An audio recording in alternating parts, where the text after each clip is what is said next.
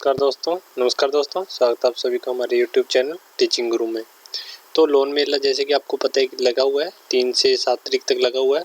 तो आज 5 तारीख है, तो आज मेला कहाँ लगने वाला है वो आप इस वीडियो में आगे देख सकते हैं। पूरा डिटेल में बताया हुआ है कि किस बैंक के पास आप संपर्क कर सकते हैं, कौन से बैंक के पास आपने जाना है, जहाँ कौन से ज़िले में आपने जाना है, कि जिस भी स्टेट से आप बिलोंग करते हैं उसमें अलग अलग ज़िलों में आपका जो वेन्यू है वो बताया गया है। तो आप वीडियो को पूरा देखिए। अक्टूबर 5, 2019 यानी कि आज का मेला कहाँ लगने वाला है।